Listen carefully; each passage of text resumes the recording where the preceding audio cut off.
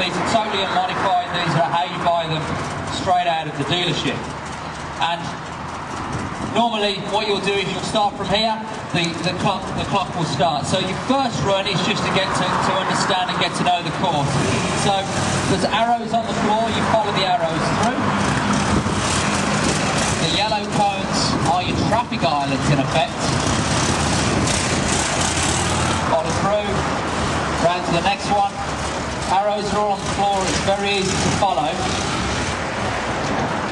It's a demonstration of manoeuvrability and agility of a Buell, and what this is an example of an everyday situation.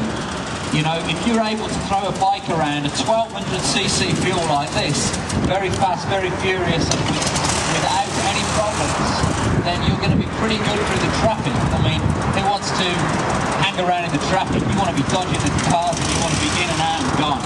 Alright? 3 different styles. Pushing it away from you. Okay? Very hard riding. Pushing it away. This is very much a motocross style one. Forcing the bike into the corner. Okay, it's quite aggressive.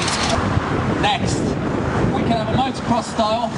Style is a road race style.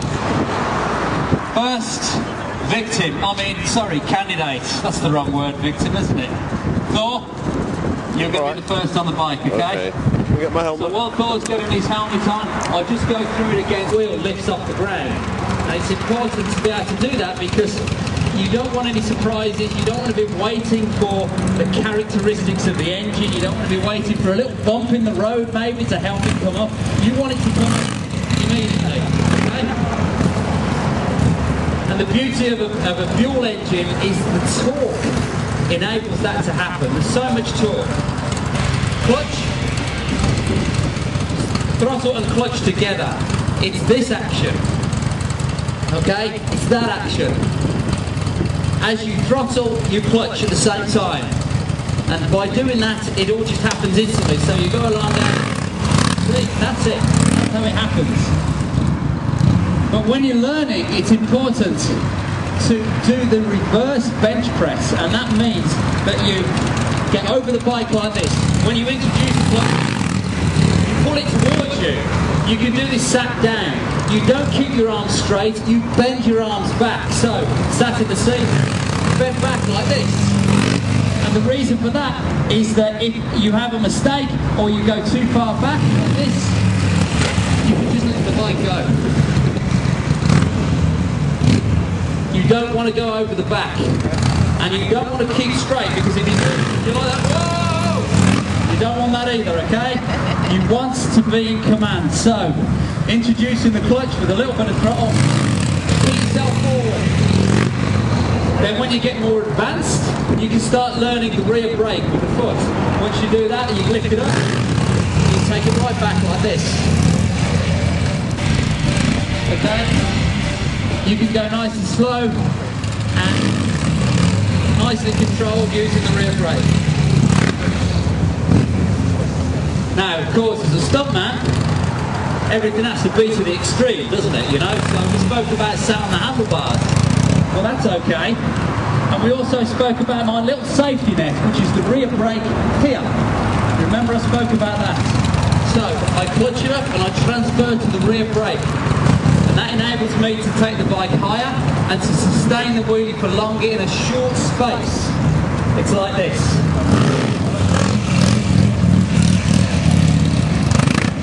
Okay? Once again, lifting it up and transferring the hand. Immediately the hand transfers.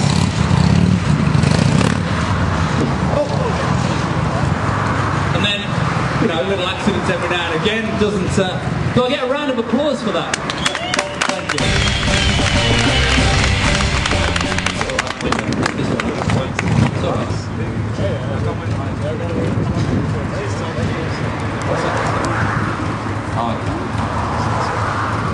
So we changed bikes. That's why you have 2 bikes. So, we spoke about wheelies, let's move on to stoppies.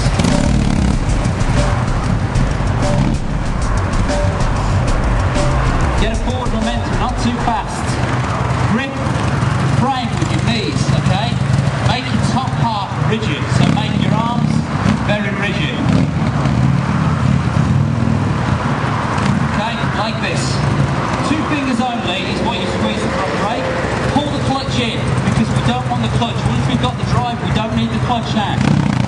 it's something else to have to think about. We don't want to think about it. So, front brake. Just a second. Let's get some. Squeeze. Okay. Get that front tyre warmed up a little. Right. Along. Squeeze. Now, by keeping the top half rigid and by making myself park the bike by gripping the frame, I can just do this one-handed if I want. So along, one-handed. Once again. Stop. Okay, almost stop. Drop it back down. Now, remember we spoke about 180-degree stoppers. All that is getting the rear end very high in the air and opposite steering the bike around. So, it's up, around, sideways. Let's do that again. Onto the front wheel. Bring it around. Okay. So, if you watch I'll do it in this direction. Watch the front wheel fold underneath me.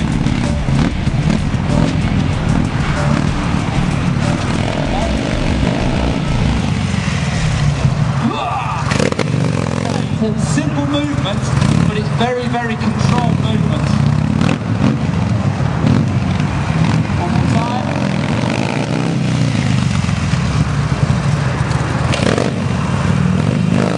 Keeping your perfect balance all the time. Donuts, burning the tyre out. Spoke about that before. I see so many guys, nothing's happening, right? All they're doing is burning their clutch out. If you get a little bit of speed forward, pull the front brake, throw your weight forward, you will lift the weight off the rear wheel. Introduce the clutch and the rear wheel will spin very easily. Keep the weight forward and it will continue to spin. If you want to do a donut to the left, you steer to the left, then out, then in, then out, then in, then out. And you small movements in and out create the circle. Alright? If you simply steer in and you keep it in, the bike will go away and you will fall off. So it's in, out, in, out, in, out. Oh, watch.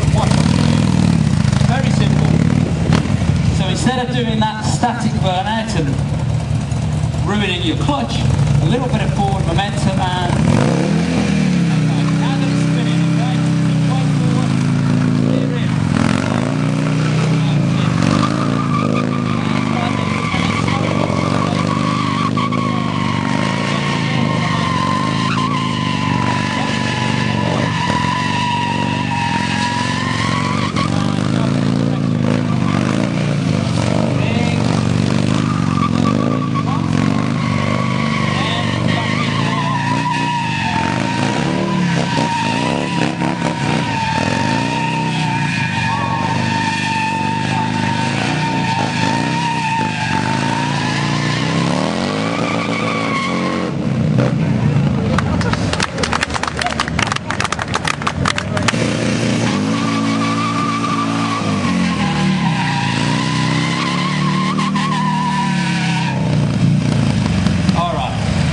There's your lesson.